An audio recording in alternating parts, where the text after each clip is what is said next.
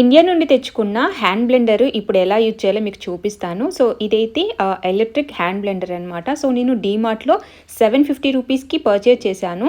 చూడ్డానికి చిన్న water bottle లాగా కనిపిస్తుంది. మనకి మూతకి ఆ బ్లేడ్స్ అవి ఉంటాయి అండ్ ఛార్జింగ్ పోర్ట్ కూడా ఉంటుంది. సో ఛార్జింగ్ పెట్టుకొని మనము ట్రావెలింగ్‌లో ఎక్కడైనా యూజ్ చేసుకోవచ్చు. అండ్ ఇది మూత ఓపెన్ చేసినప్పుడు ఆ బ్లేడ్స్ అయితే తిరగవన్నమాట. సో చాలా సేఫ్‌గా ఉంటుంది.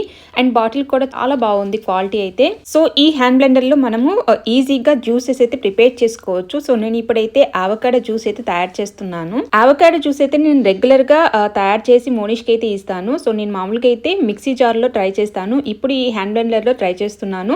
సో అవకాడోని కట్ చేసుకొని ఒక హాఫ్ పార్ట్ మాత్రమే చిన్న చిన్న పీసెస్ చేసేసుకొని, సో అవకాడో పీసెస్ కొద్దిగా మిల్క్ అండ్ వాటర్ యాడ్ చేసేసుకొని నేను బటన్ ప్రెస్ చేశాను. ఫస్ట్ బటన్ ప్రెస్ చేసినప్పుడు అది ఆన్ అవ్వలేదు. తర్వాత మాత్రం మిక్సీ తిరిగినట్టే జుమ్మని తిరిగేసేసింది.